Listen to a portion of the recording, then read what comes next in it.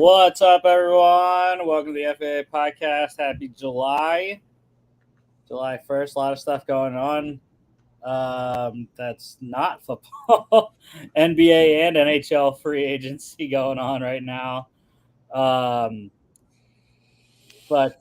Yeah, so it's going to literally be like 15 minutes today because there was zero news items in the NFL right now.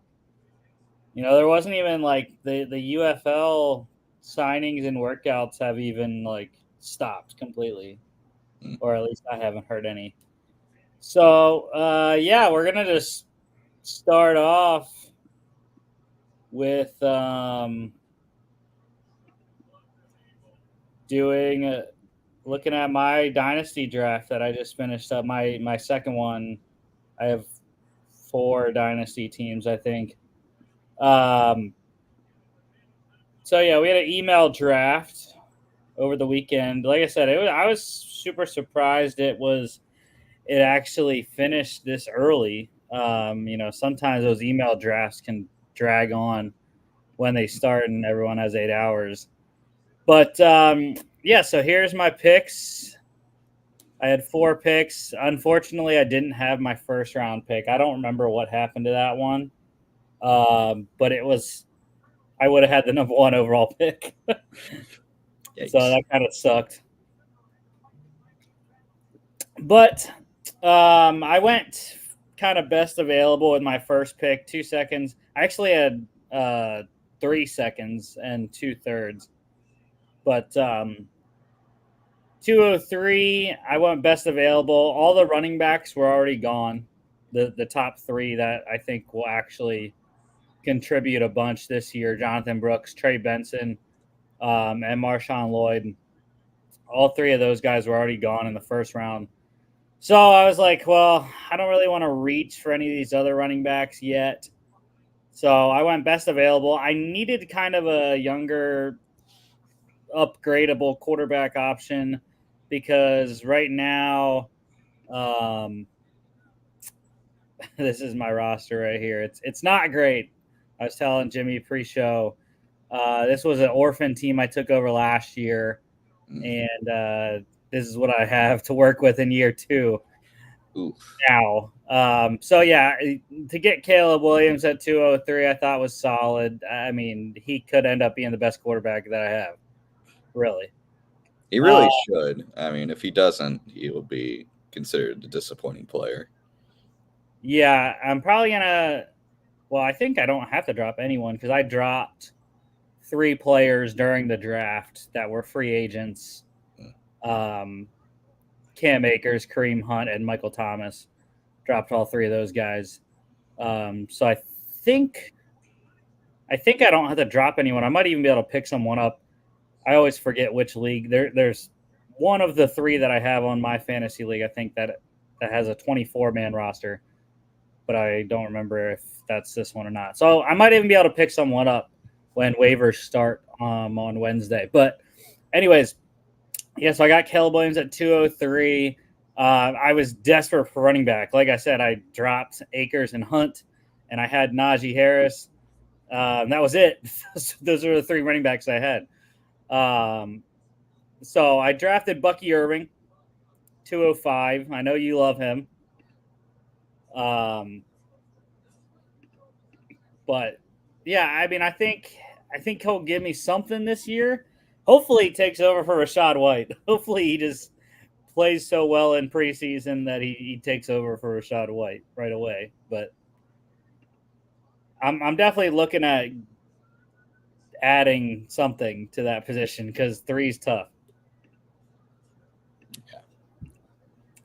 And then my 3rd second round pick, I had 210, but I got a trade offer and I accepted it. I got Devin Singletary for 210.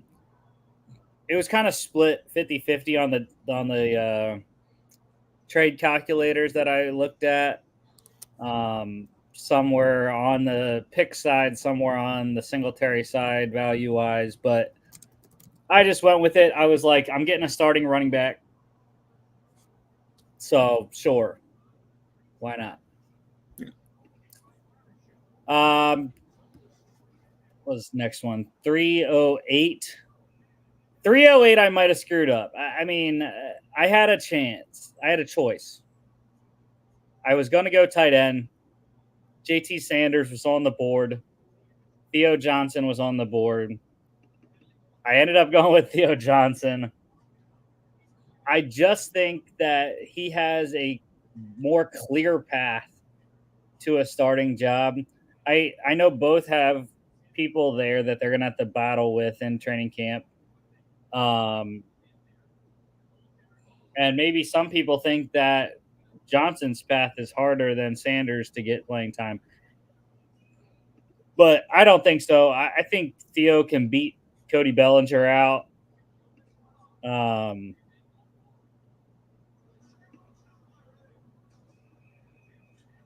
And get that top spot of the tight end position in New York. JT Sanders because I heard Ian Thomas was progressing pretty well in the offseason program, so that kind of is why I went with Theo instead of him. But also, I just think he has a better chance to start than Sanders does day one. And then my last one, I just wanted to get any player really, and I looked at my receiving core. I was like, this sucks. So I went with our guy, Devontae Walker. Just going to draft him in every dynasty league I'm in this year, Jimmy. I mean, high ceiling. I'd go for it. Yeah, I mean, again, this isn't the greatest wide receiver room here. My weekly starters are going to be Dobbs, probably Chark. And then the third receiver spot is really up in the air right now. It could be Bourne. I think some weeks it could be Mingo. And then I think Walker really has a chance as well. So, yeah. So, again, not the greatest team. I'm struggling. But I have all my picks for next year so far. And we'll see what I can get in terms of upgrades at running back. And I think I looked at the running back free agents before, and it's not great. I think Evan Hall had the highest ADP. So I might go with Evan Hall because I think he has a good shot to be the top backup for JT in Indy. I'm not a big fan of Jamal Williams. And really after that, there's nothing. I mean, I could just go rookie again because I don't think he was drafted. Because that last pick when I went with Walker, I was thinking about drafting. There he is, Tyrone Tracy. I would double up on Giants running backs, but I do think he's got a good shot at a lot of reps. I know they have Ezra Gray as the backup right now, but I like Tracy's receiving ability a lot. So he's a guy that I might possibly go after. But we'll see. Gotta figure that out. And yeah, so we killed 9.5 minutes. Oh, thank goodness. Of just me talking. But yeah, let's get to our final draft recap here. The Texans and the Browns. And Houston up first here. They had a ton of picks. 9 to be exact. Starting the second round, 42nd. Corner Kamari Laster from Georgia. Go Dogs.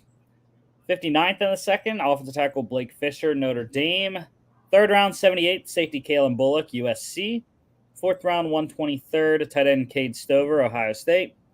2 6th-rounders, 188 linebacker Jamal Hill from Oregon, 205 running back Jawar Jordan from Louisville, 3 7ths, 238 edge rusher Solomon Byrd from USC, 247 defense tackle Marcus Harris from Auburn, and 249 guard Ladarius Henderson from Michigan. I'll go first on Houston here. And if I can, there we go. I liked it. I mean, this was a team that surprised mostly everyone last year. And with what they did in free agency, they really were left with not a lot of holes.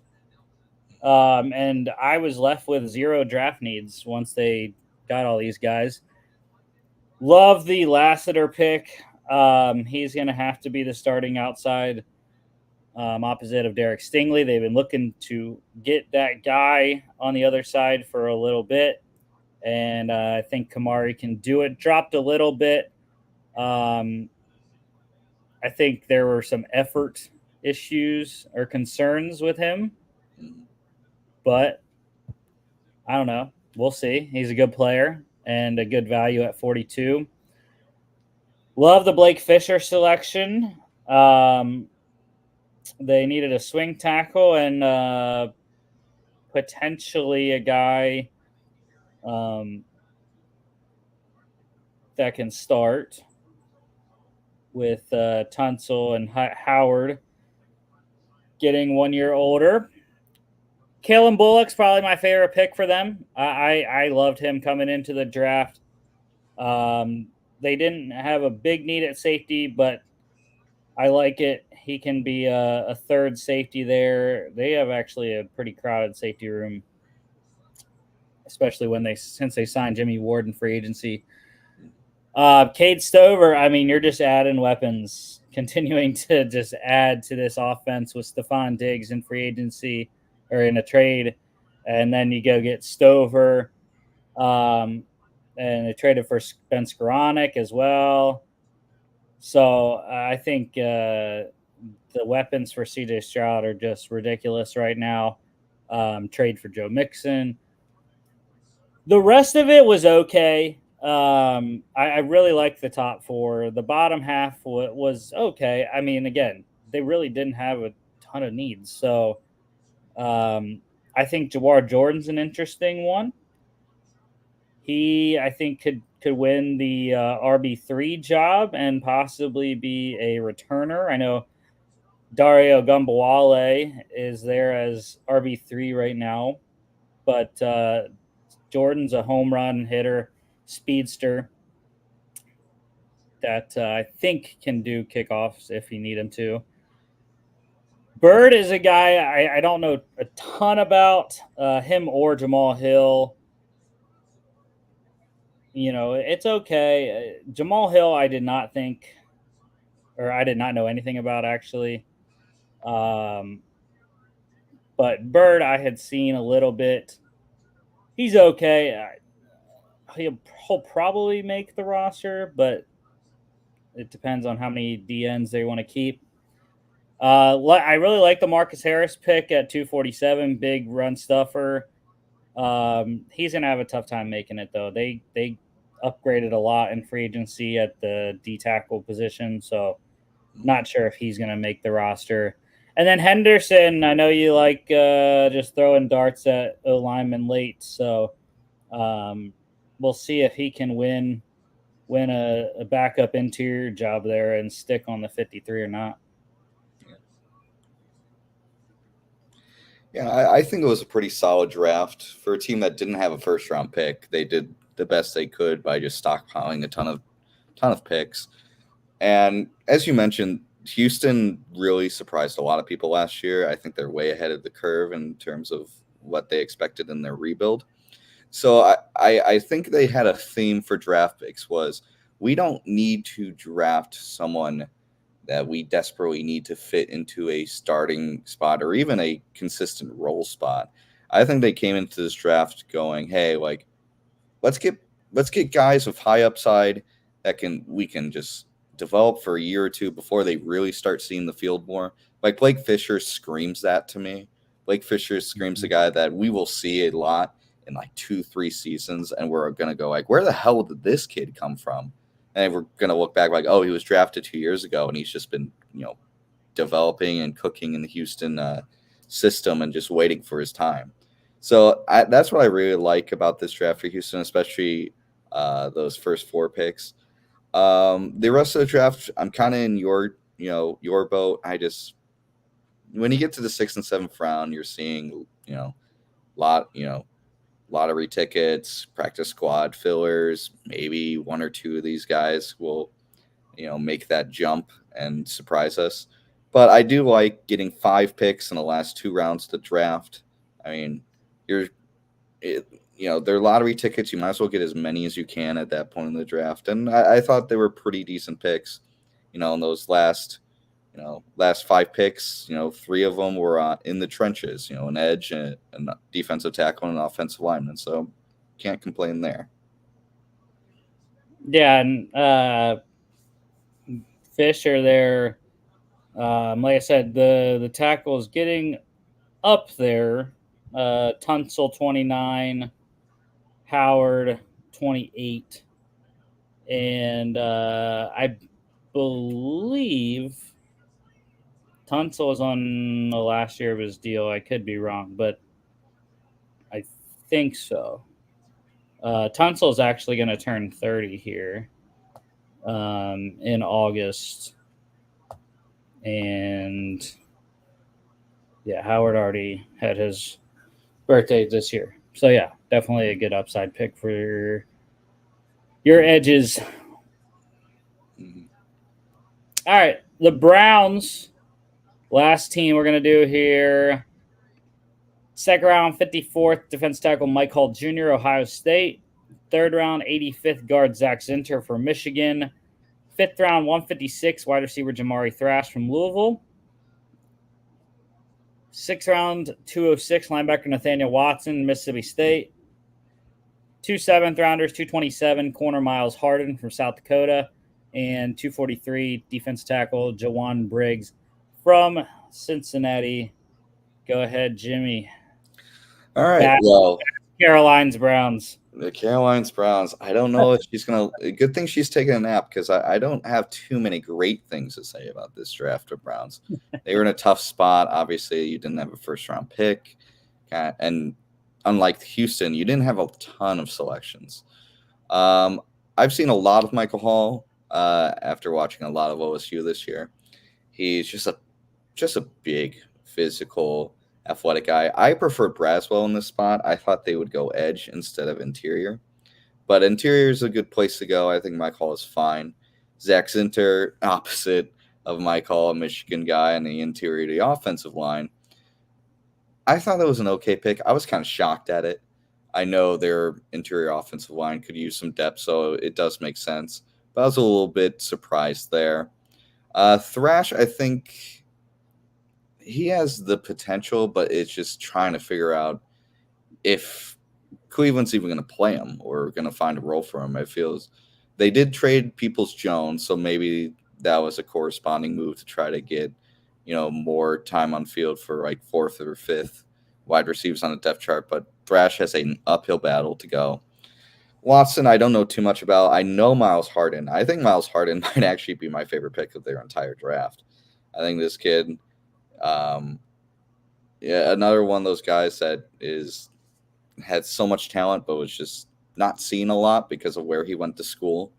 I think this guy can come in and immediately be part of their cornerback rotation.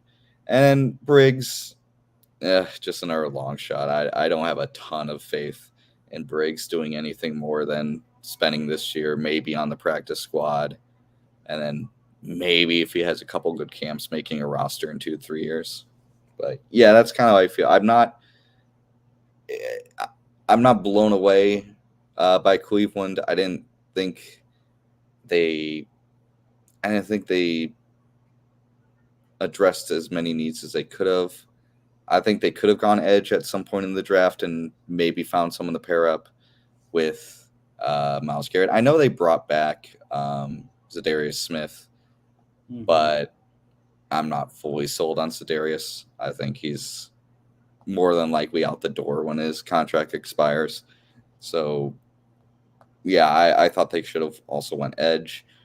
I think they could have benefited from honestly just getting more picks. They just, again, not having a first, only having 6 total picks, only 2 in the top 3 rounds. That it was pretty rough for them. But they got some guys I kind of like. I like Hall, I like Center. I think Thrash can make it. I think Harden is my favorite of this draft class, but nothing pops off the page. And this is going to be one of those drafts where you look back on and you just go, man, I see why the Browns couldn't really keep it together with guys they drafted because they didn't have a lot to pick, and I don't think they picked the best talent. Yeah, I thought it was decent. Yeah, the Mike Hall selection, I agree, should have been edge. They, like you said, Z's back this year. They have Alex Wright, a 22 third rounder.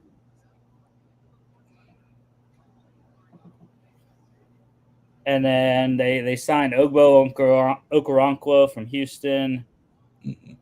They have Sam Kamara, Isaiah McGuire's a 23 fourth rounder, and Isaiah Thomas, 22 seventh rounder. But yeah, I had edge as one of my needs that they didn't fill. The other need that they didn't fill, running back. I thought they should have got a running back. Who knows when Nick Chubb's going to be back? I highly doubt he'll be back week 1. That was a very difficult and massive injury to come back from, even though it was early on in the season. I still not sold on their depth chart. I mean, Jerome Ford, they couldn't run the ball to save their lives last year for a team that really wants to run the ball. And, Jerome Ford wasn't effective. They signed Deontay Foreman. He was up and down in Chicago last year. They traded for Pierre Strong last year. John Kelly's on the roster.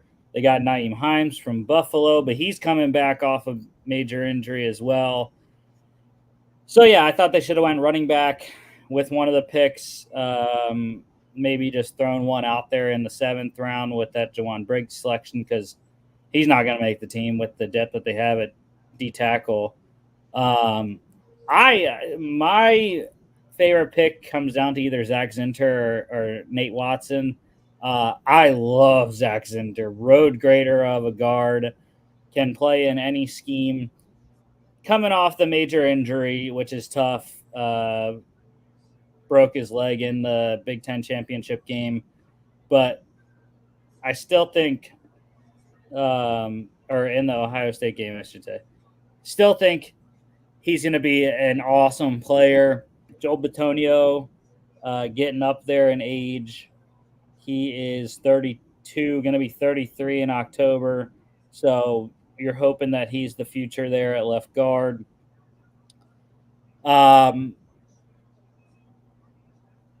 Thrash, I liked receivers better. I don't hate the pick, though. He had a pretty good season at Louisville last year. They have a ton of receivers. They're going to keep 6, I would have to think. And I don't really see any of the other guys outside of the top 6 beating any of those guys for a job. But, they have Cedric Tillman and David Bell, who they drafted in consecutive 3rd rounds in the 22 and 23 drafts that just have not panned out yet. Obviously, traded for Elijah Moore, traded for Jerry Jeudy this offseason. So, yeah, we'll see how the receivers shake out there. But, yeah, Nate Watson, love it.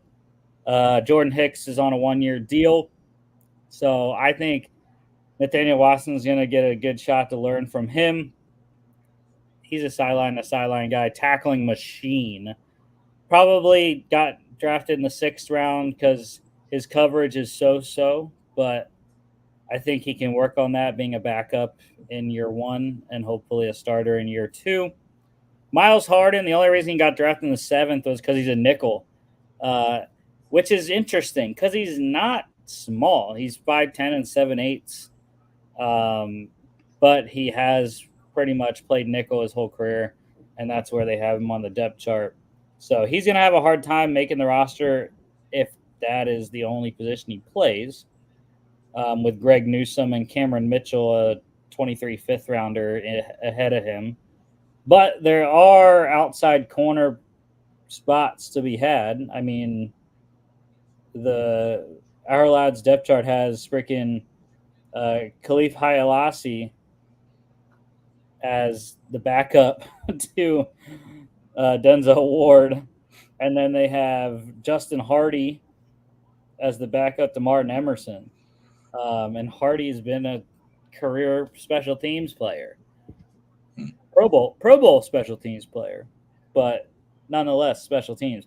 And there, other than that, it's pretty thin there at the corner spot. So I would put Harden at outside because that's really where they need a lot of help. And like I said, Briggs isn't going to make the roster, so yeah. All right, grade time. We gotta have 3 minutes of grades. Let's go for it. 3 minutes plus. Texans. I am going to go with a B. I think the top 4 weigh pretty heavily, being that I do like the top 4 and love Kalen Bullock. The Cade Stover one I think is a little bit tougher because they re-signed Dalton Schultz on a multi-year deal, so I think that's a little tough one. But yeah, the rest of the draft is okay. Got some decent depth guys. Yeah, I'm gonna go B minus. My only, I agree with you on basically all your points. My only reason I go B minus instead of B is that I don't see any of these players making too much of an instant impact next year. I see them, as I mentioned before, more projects, more 2 to 3 years down the road, and it's hard to give a definitive, feel definitively assured of these guys' ability. But I like that approach, getting these kind of projects, these kind of guys that can be molded and very productive in 2 to 3 seasons. But just a B minus because I don't see most of these guys being anything more than maybe bottom of the rotation guys that have a couple handful of plays per game near the end of the season. But B minus is pretty solid. Okay, Kamari's going to start. That's the only starter between the two teams here on these drafts, right now, anyways, on the depth charts. Yeah. All right, what do you got for the Browns? I'm gonna be. I'm not gonna be nice. I'm gonna be a C minus for them. I thought I knew they weren't gonna have the best of drafts. They only had 6 picks, none in the first, nothing in their top 50. I thought they really should have went edge. And like you mentioned, I think they could have really benefited from going with a running back. Hall's fine, Zinter's pretty good. Thrash has upside. Harden, I think, can be a steal if he develops. But honestly, I'm not blown away. I'm not stoked about many of these guys. I think Cleveland's kind of backed into a bad situation when it comes to drafting. They're going to have drafts like this where you're going to look at it and go C minus until they just can get draft capital again. But yeah, that's where I give them right now. I'm giving them a C minus. Yeah, I'm on the C plus. I really like the Zinter and the Watson picks. Mike Hall and Jamari Thrash have starting capability in the future. So does Miles Harden, but it depends on positionally where he's going to play, and Briggs has 0 value. Definitely do not think doubling on D tackles was a great move for Cleveland, even if it is a dart throw. But they just have too many bodies there at the moment with what they did in free agency. So, yeah, C plus for me though. All right, that's a show. We continue to have zero news, but hopefully we will get some soon. We are now 2 weeks away from the T. Higgins deadline.